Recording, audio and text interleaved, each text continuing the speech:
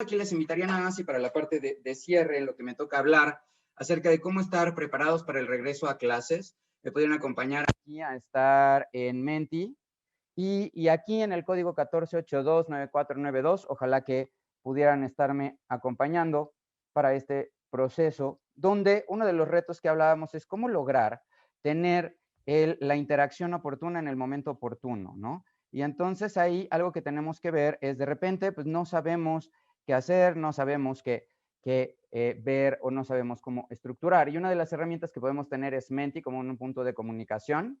Y entonces aquí, algo que me gustaría que me apoyaran y que ya estaban contestando aquí es ¿cómo te sientes en este momento? Esto vuelvo a lo mismo, es una pregunta muy importante que debería de ser así como, hola, ¿cómo estás? Cambiar en este momento el hola, ¿cómo estás? Como un comentario en el cual realmente se pregunta por retórica y transformarlo en algo que realmente nos importe. Y eso se vuelve muy importante, ¿por qué? Porque algo que tendríamos que estar viendo aquí es cómo favorecer el que los niños y las niñas vayan entendiendo esta relación emocional. Entonces vean cómo, por ejemplo, aquí dicen abrumado, feliz, ansioso, contento, y entonces estamos viendo otras preguntas, ¿no? ¿Qué es lo que más extrañas en tus años escolares? La convivencia con alumnos, por ejemplo, ¿no? La convivencia se vuelve otro tema. Por primera vez en muchos años estuvieron haciendo graduaciones virtuales y estas graduaciones virtuales tenían el gran reto pues, de que no es lo mismo el haber dicho vamos a graduarnos y voy a ocupar un momento, a que muchas personas decían yo voy a estar en mi casa y a partir de mi casa puedo estar en ropa interior y mientras de la cintura para arriba me vea bien vestido, entonces va a pasar ahí.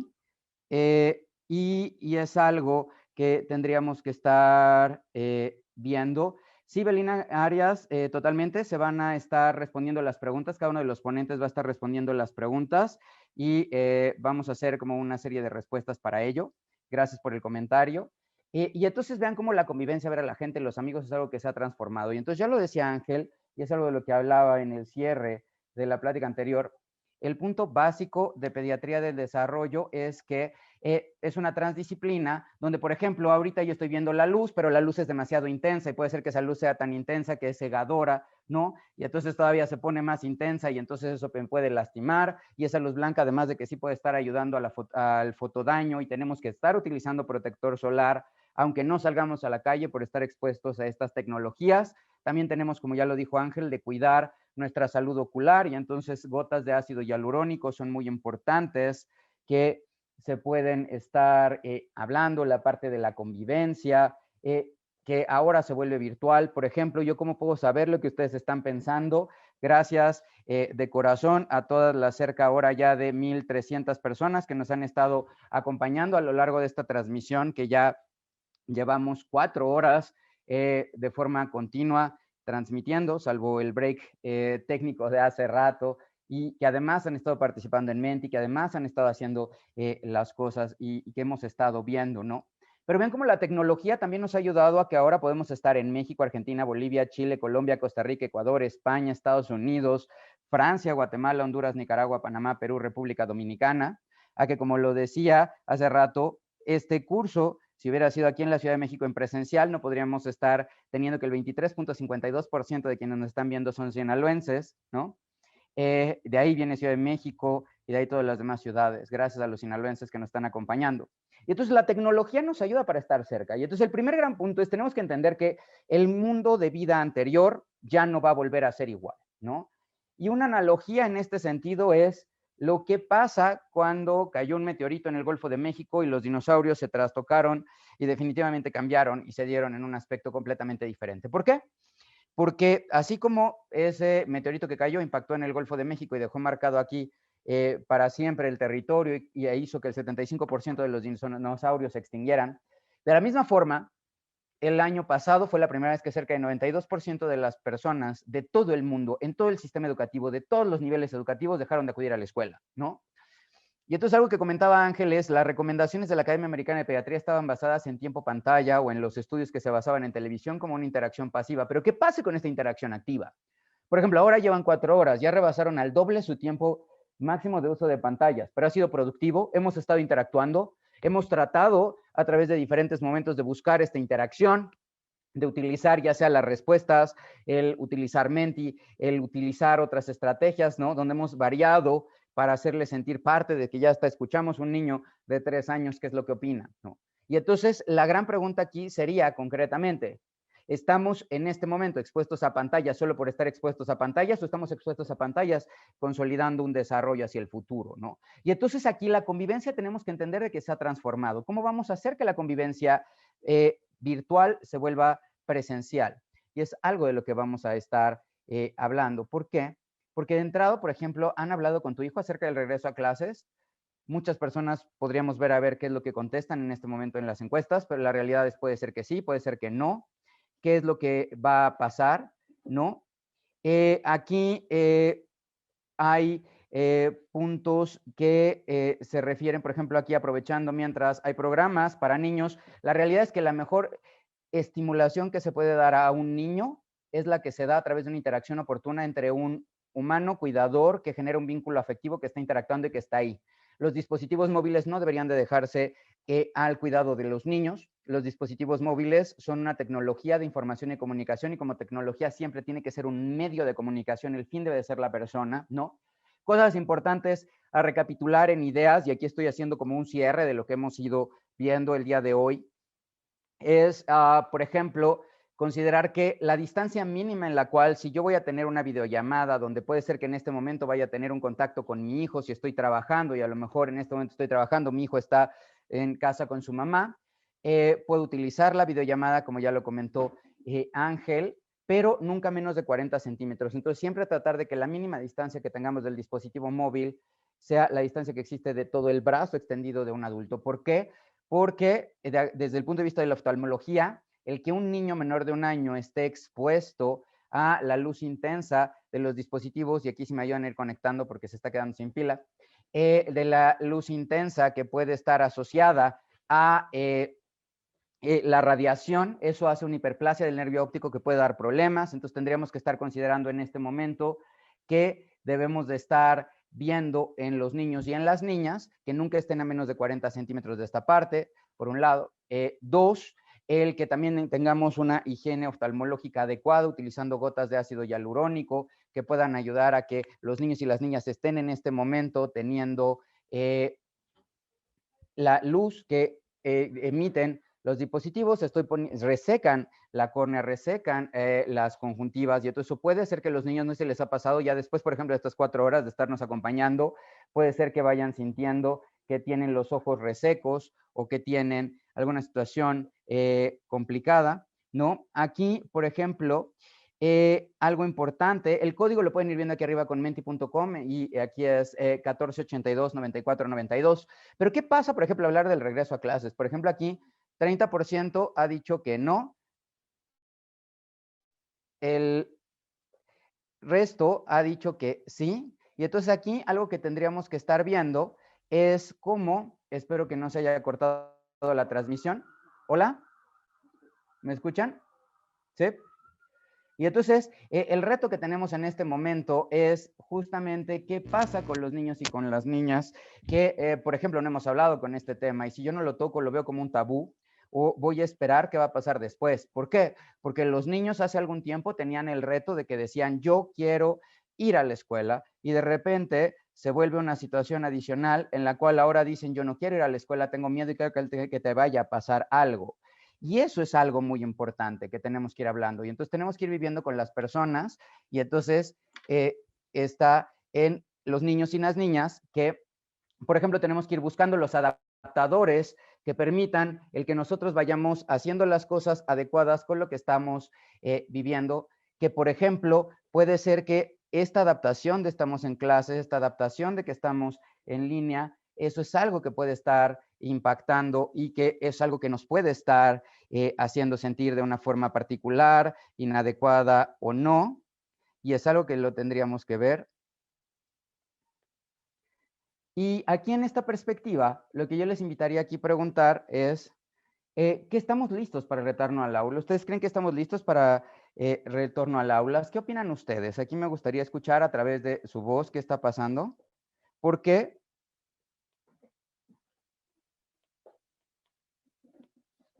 Porque, por ejemplo, aquí ustedes nos están diciendo 78% no estamos listos. Y la gran pregunta es, ¿y algún día estaremos listos? ¿Ustedes creen que el hecho de que digamos nos vamos a dar un año, nos vamos a dar 6 meses, va a cambiar la realidad? Porque, tristemente, la gran parte de todos nosotros hemos vivido una pérdida.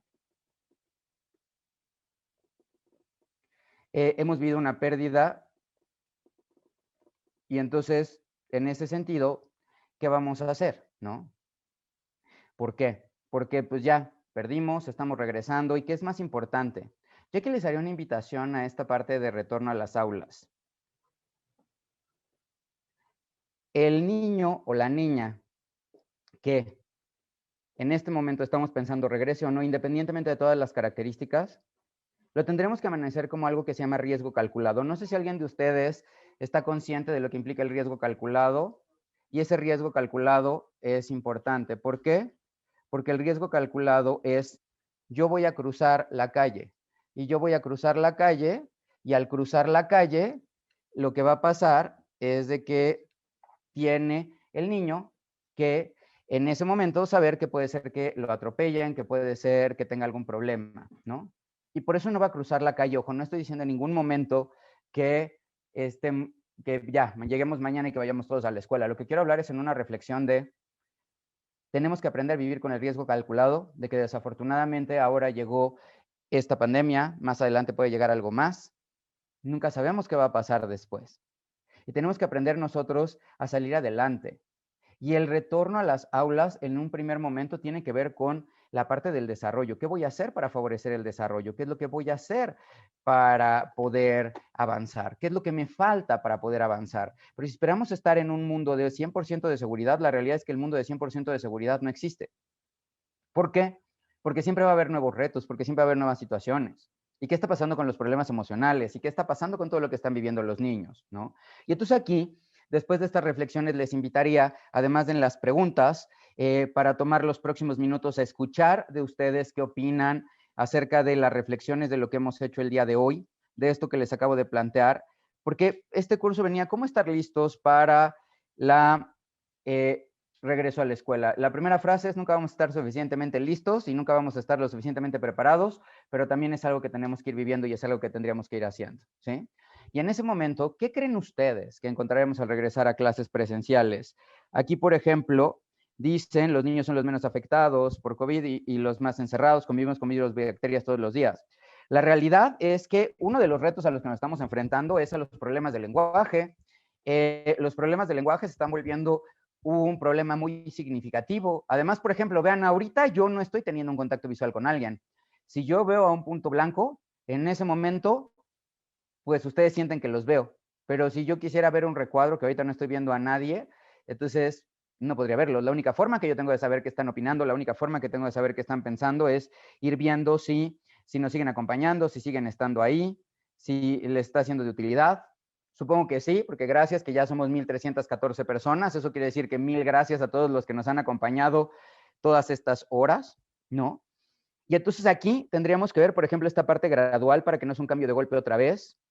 Sí, pero el reto que vamos a enfrentar es la falta de adaptación. Y aquí una invitación para ustedes es recordar como papás y mamás que en este momento no estamos de vacaciones, estamos viviendo en un modelo atípico, en una situación atípica, en una condición atípica. Y en ese momento, lo que tendríamos que ver son los factores emocionales. Y entonces, por eso esta pregunta de cómo te sientes, vean aquí, regreso a la diapositiva en la que ustedes me hicieron favor de poner sus emociones. Fíjense cómo aquí hay feliz, interesada, entusiasmada, animada, motivada, excelente, emocionada. Pero ¿y qué va a pasar cuando llegue un niño y le preguntemos y digamos, me siento triste? ¿Qué vamos a decir? Automáticamente podemos decir, no te sientas triste, estás vivo. Pues sí, yo estoy vivo. Pero algo que es muy importante es, no es lo mismo estar vivo y en una situación de salud en la cual tenga yo una condición de vida, a decir realmente estoy vivo, porque hay algo que es muy triste. Muchas veces va a haber personas que van a regresar al aula y o algún compañero ya no está, o algún maestro ya no está. Yo comparto que una persona muy importante para mí, Rocío Urías, que era de la Secretaría de Educación Pública y Cultura de Sinaloa, falleció y era una persona que falleció por COVID y es una persona a la que yo quiero y admiro con todo mi corazón y espero que esté desde el cielo. Y ahora que he estado regresando a trabajar, en el fondo yo siento que me falta ella, ¿no? ¿Por qué? Porque la extraño. ¿Cuántos, si yo de adulto me cuesta, cuántos de nosotros nos va a costar trabajo? Y ahí es una invitación a que busquen, si ustedes ponen duelo por COVID, van a encontrar un material que generó el Hospital Infantil de México, Federico Gómez, el Departamento de Psicología, en conjunto con Chul Choice, donde ahí pueden descargar un libro de forma gratuita para manejar el duelo. Porque, ojo, un aspecto emocional va a ser, ¿y cómo vivir mi duelo? ¿Cómo vivir el duelo de la persona a la que perdimos? Adaptarnos. Y en esta parte de adaptarnos viene el gran reto de, ok, ¿y cómo cómo poder adaptarnos? ¿Por qué? Porque ahorita los niños de repente están tomando una hora de clase, ya lo veíamos hace rato con Paolo, ¿no? Paolo está aquí con sus papás tomando el curso conmigo desde las 6 de la mañana y tuvo una hora de clase. ¿Y qué pasa? ¿Qué está haciendo en todo lo demás? ¿Cómo estamos viviendo este proceso? Ahora se levantó temprano. Pero ¿y qué tal que hay otros niños que se levantan a las 11 de la mañana? ¿Qué tal que hay otros niños que se duermen a las 12 de la noche? ¿Qué tal que otros niños que, por ejemplo, comen a la hora que consideran pertinente? ¿Qué va a pasar cuando regresemos? Tenemos que ir a empezar a poner límites y estructura, ¿no? Aquí, por ejemplo, el miedo de los adultos que creen que los niños no pueden cuidarse, y esta es una frase muy importante, gracias a quien lo haya dicho, tenemos que confiar en los niños, tenemos que confiar en los adolescentes. Y ahí hay un concepto que es de psicoanálisis, que es el del superyo, que según Freud es la introyección del complejo de Edipo. Y ahí lo que yo les diría es justamente en esta perspectiva. A mí me preguntan los papás, Toño, ¿cómo le puedo hacer para que un adolescente no juegue videojuegos violentos? Alguien preguntaba hace rato eso. La respuesta es enseñándole en los primeros 5 años de vida que eso no va compatible con tus valores. ¿Por qué? Porque no es compatible con tus valores. Y entonces el niño, cuando vea algo que no le guste, cuando vea algo que sea inadecuado, va a decir, ¿por qué yo no juego Fortnite? Porque en mi familia no nos gustan las armas. Punto. ¿Sí? Y va a ser una respuesta muy tajante. Yo pongo un ejemplo de alguna vez tuve el honor de ser pediatra del desarrollo de un niño que fue conmigo y estábamos hablando acerca de cómo optimizar el tiempo y jugaba 5 horas de videojuegos el fin de semana y lo único que yo hice es decir, si acabas la tarea vas a jugar media hora. Entonces llega conmigo, neurólogo pediatra y con doctorado en ciencias, y le dije, oye, vas a poder jugar videojuegos 30 minutos después de hacer la tarea. Y me contestó en ese momento el niño, no porque es malo para la salud. Yo dije, ah, caray, pero yo te lo estoy diciendo y soy tu neurólogo pediatra, ¿no? O sea, a ese niño le llegaron los papás a dejar tan clara la idea de que era malo jugar videojuegos entre semana, que el niño, a pesar de que yo como neurólogo pediatra se lo receté, él dijo, no, porque es malo para la salud. Confiemos en los niños, confiemos en las niñas, enseñémosles a hacerlo. Cada vez más vemos que ya la nueva normalidad es mantener esta distancia, que además los niños cada vez más están utilizando el gel, ¿no? Que el gran problema es el mal manejo de las emociones, pero ahí lo que tenemos que reflexionar es cómo estoy manejando yo mis emociones, ¿sí? Porque además ahorita de repente estamos viendo un incremento brutal en problemas de atención, pero realmente es de que los niños están teniendo una condición neurobiológica de déficit de atención, o realmente es que estamos expuestos a circunstancias que nunca antes habíamos pensado y nunca antes habríamos hecho. O la norma, si ustedes colocan duelo por COVID en Google, va a salir el PDF del material que se hizo, si no lo hacemos llegar a través de la Sociedad Mexicana de Neurología Pediátrica, ¿no? Y entonces en esta manera, por ejemplo, aquí dice, al iniciar las clases entran de manera tímida, pero la semana vuelven a ser los mismos. Quizás eran casos específicos, pero al final del día son niños con deseos de jugar como lo hacían antes, sí. Pero hay que entender que el antes ya no existe. Lo que tenemos es el presente y lo que podemos hacer es construir nuestro futuro, ¿no? Y a partir de ahí es que podemos ir haciendo algo diferente. Algo que nos une como Latinoamérica es, por ejemplo, nosotros llegábamos y saludábamos de beso, hola, ¿cómo estás? Beso, abrazo, y ahora simplemente es de codo, otras estrategias, ¿no? Entonces se viene este reto. ¿Va a haber un repunte en los contagios? Sí, definitivamente. Pero aquí tenemos que ver que es de esa clase de situaciones que Kohlberg habla acerca del desarrollo moral, y una de las cosas que habla del desarrollo moral es que la realidad es que no hay una solución perfecta en el momento perfecto y en la situación perfecta, ¿no? ¿Por qué? Porque sí, ok, va a haber un repunte en los contagios, totalmente de acuerdo, en un determinado momento. Pero más adelante, ¿qué va a pasar en el repunte de los casos de los niños que no hablan? No estoy, ojo, diciendo que debemos de regresar a clases. Estoy hablando de que no hay una respuesta única. ¿Por qué? Porque al final del día, si no regresamos a clases, vamos a seguir en la forma en la que estamos, donde desafortunadamente los niños menores de 5 años no se les está dando ni el tiempo ni la calidad necesaria. Vean ustedes lo que pasa. Yo me tocó participar en Sigamos Aprendiendo, bueno, del programa de Aprende en Casa, hablando de educación inicial, y me dieron mi cápsula a las 7:15 de la noche. Una mamá que ha estado todo el día con sus hijos viéndolos en televisión, ¿qué hace? Una de ustedes o uno de ustedes que tiene 4 hijos y 3 computadoras, tiene que trabajar, ¿a quién le va a dejar de dar el dispositivo para estar en contacto en la reunión de Zoom con los maestros? ¿Cómo vamos a lograr, si de adultos cuesta trabajo en una reunión de videollamada el estar hablando, si de repente nosotros de adultos no podemos con niños que quieren hablar, que quieren expresar, se vuelve complicado, ¿no? Y entonces, aquí lo que tendríamos que estar viendo es cómo poder hacer para que los niños sean los menos afectados, porque desafortunadamente los niños son los que están viviendo la mayor situación de pobreza. Los niños es en los que mayores se afecta. Los niños menores de 5 años, ya logramos que tenga la Constitución la educación inicial, pero ¿qué está pasando ahí, no? Y entonces, por ejemplo, aquí podemos ver el miedo, la dificultad, la falta de cuidado, la parte de estar fuera en casa, la falta de cuidado de los demás alumnos, totalmente de acuerdo. El mal uso de cubrebocas de los niños, sí, pero no nada más es el uso de cubrebocas, es la sana distancia, es la interacción, ¿sí? Y en esa perspectiva, y aquí la pregunta es, ok, no vamos a regresar a clases, pero una reflexión para ustedes es, ¿y qué estamos haciendo para buscar una interacción positiva? Yo les puedo decir, el mejor ejemplo de un uso positivo de la tecnología para la socialización fue de una niña de la cual yo tengo el honor de ser su pediatra del desarrollo, y que me decía, es que Toño, porque yo les digo a los niños, háblenme de tú, y entonces me estresa que los adultos me hablen de usted porque yo soy Toño.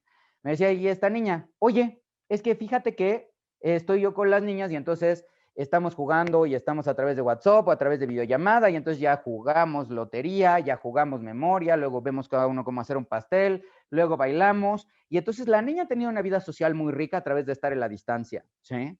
Y entonces aquí uno de los problemas que tenemos es, nuevamente, tenemos que cuidar el COVID, tenemos que tener toda esta parte, pero ¿cómo le vamos a hacer para interactuar?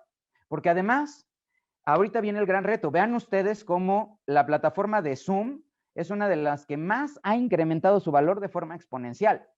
Vean ustedes cómo los comercios han cambiado y ahora ya todos tienen distribución para ir a casa, donde se han tenido que meter en otro tipo de redes, donde cada vez más se hizo común la compra a distancia. Y entonces definitivamente, independientemente de que pase este momento, va a seguir adelante algo más. ¿Y cómo le vamos a hacer para favorecer el desarrollo? ¿Por qué? Porque como dice aquí, hay situaciones emocionales complejas, ¿sí? El duelo. ¿Cómo manejar en un niño que perdió a alguien y que empieza a decir, mamá, no vayas a trabajar porque puede ser que no regreses? ¿Sí? Y nosotros ahora tenemos doble, está el COVID y además está el miedo por lo que pasó en el transporte público en este evento desafortunado que vivimos, ¿sí? ¿Y cómo vamos a socializar? ¿Estamos aprendiendo a socializar? ¿Estamos aprendiendo la etiqueta? Los niños lo están haciendo porque es algo que se va a quedar. Definitivamente la situación híbrida va a permanecer. ¿Cómo poder llegar ahora a tantos países de Latinoamérica que nos han estado acompañando si no lo hacemos? Porque hay frustración, intolerancia, adaptación a la convivencia, ¿sí? Estamos teniendo ansiedad y aquí como tips concreto es, si tienen un niño que no esté consumiendo cosas, si tienen un plato con lentejas o ustedes de adultos, lo que pueden hacer es que el niño vaya teniendo la mano aquí y que vaya ayudando para hacer esta parte de mindfulness, donde esperamos que a lo largo de estas tiempo que llevamos y que todavía nos queda una conferencia y ya estoy en la parte de cierre, ¿qué estamos haciendo nosotros para relajarnos, ¿sí?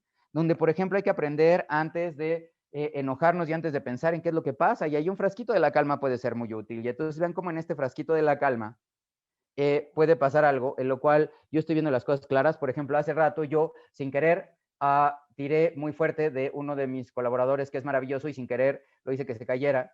Y no era mi intención eso, ¿sí? Pero era porque no podía desbloquear las cosas. Y entonces, ahí, por ejemplo, yo lo que tendría que ver es, ok, ¿qué hice? Y entonces ahí me frustré, me enojé, ya no pasa la luz. Y entonces este tipo de estrategias de hacer conscientes y de buscar acerca del mindfulness puede ayudar en cosas tan sencillas como, vean, el niño le vas a decir, respira lento hasta que poco a poco vaya descendiendo esto para ayudar a hacer las cosas, ¿no? Y es algo que tenemos que entender y es algo que tenemos que vivir. Donde nosotros, el hecho de poder aprender a respirar, y esta parte del nivel académico desigual es algo que estamos viviendo, los casos de contagios, la falta de autonomía. ¿Cuántas veces no ahora el niño antes ya hacía cosas y ahora ya no puede hacer nada solo, tiene miedo, regresó a la cama de los papás? Vean cómo ahorita a través de una burbuja yo puedo ir enseñándole a un niño cómo es importante una respiración lenta, porque una respiración lenta va a ayudar a que haga una burbuja grande. Y entonces estoy haciendo consciente la respiración y esto puede servir en un niño a partir de los 2 años para ir entendiendo de esta parte de la regulación.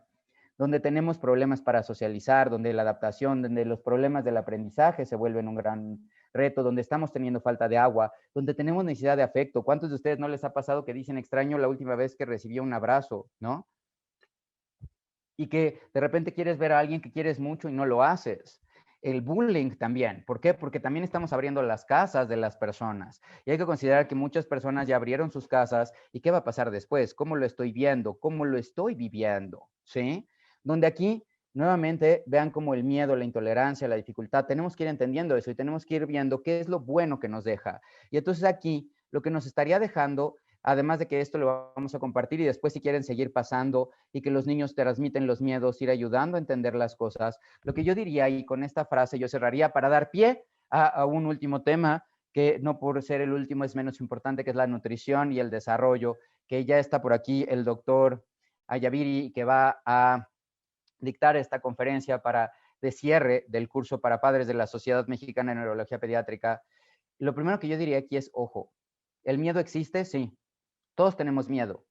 Lo que hay que hacer es, así como en el enfoque de derechos, no hay que, es progresivo. Esa palabra progresiva quiere decir no hay que ir para atrás. Si yo ya logré que mi hijo duerma solo, no voy a dejar que regrese a mi cama, lo voy a acompañar en el proceso. No es lo voy a dejar solo, es voy a estar ahí con él. Es vamos a expresar nuestras emociones. Quitemos el tabú que de repente tenemos de que si alguien me dice cómo estás y dices mal, pues ya se tiene un problema. Yo, por ejemplo, hace rato estaba comentando en el chat de neuropediatría del Hospital Infantil, me dicen, ¿por qué tantas certificaciones? Yo lo que contesté es, literal, porque yo no sé si vaya a tener Alzheimer de inicio temprano y en 5 años yo ya no puedo aprender nada. Y entonces por eso estoy aprovechando lo más que puedo las cosas, ¿no?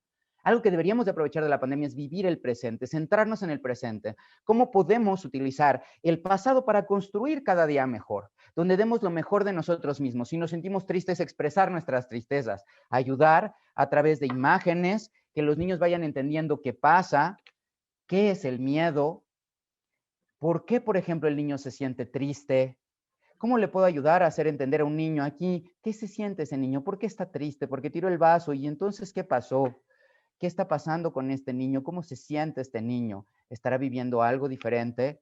¿El por qué está feliz? ¿Sí? Y a partir de ahí, enfoquémonos en el desarrollo socioemocional, porque, ojo, lo que les dejo de reflexión y aquí les invito a que, si alguien quiere saber más, hay un maravilloso libro que es Aprender, Emociones, Inteligencia y Creatividad, que lo escribió Eduardo Andere, y ahí habla acerca de los retos educativos del siglo XXI, y además de que a mí me tocó escribir el prólogo y tuve ese honor, de lo que habla es justamente cuáles son las habilidades del siglo XXI. Fíjense, es creatividad, trabajo en equipo, liderazgo, comunicación efectiva y resolución de problemas. ¿En qué momento se aprende eso? Se aprende en los 5 primeros años de vida estando en educación inicial y preescolar. ¿Cómo voy a aprender a trabajar equipo si no he tenido contacto con otras personas? A través de la distancia se vuelve complicado, porque un verdadero equipo no es nosotros nos dividimos y yo hago lo que tú quieras. Es nosotros vamos a ir trabajando juntos para ir haciendo que podamos hacer las cosas. Tenemos nosotros un parteaguas. Hay niños que nacieron a partir de 2020 que probablemente no han visto las caras y están acostumbrados o que creen que esta es la representación humana. Si yo no me puedo ver a los rostros, ¿qué va a pasar el día que yo sonría? El niño se podrá sentir extraño. ¿Cómo estoy favoreciendo yo en mi familia que los niños me reconozcan en esta parte del afecto? ¿Cómo yo voy enseñando con mis valores y con el ejemplo que es lo que estoy haciendo? ¿Cómo yo me cuido para los demás? ¿Cómo yo mantengo mis espacios para los demás? Pero sobre todo, cómo yo cuido mi salud emocional y a partir de cuidar mi salud emocional es que puedo estar para los demás. Espero que estas reflexiones de cierre de esta parte de pediatría del desarrollo hayan sido de utilidad y ahora no me queda más que dejar de compartir. Todas sus preguntas las vamos a estar comentando, los videos van a estar ahí estaban mis redes sociales, si alguien gusta seguirnos y comentarnos, ahí también le pueden mandar las preguntas a Azucena y a Ángel, y a partir de ahí, y a Ilma, porque todos trabajamos juntos en Pediatría del Desarrollo y la Conducta. Y entonces, no me queda más que invitarlos a escuchar la última conferencia, que va a ser muy interesante, que les va a dar muchísimos tips, donde el doctor Ayaviri va a hablar acerca de la importancia de la nutrición y el neurodesarrollo. Muchísimas gracias por estar. Seguimos viéndonos aquí para la parte de si hay preguntas o comentarios, y le cedo el micrófono y la pantalla al doctor Ayaviri, por favor.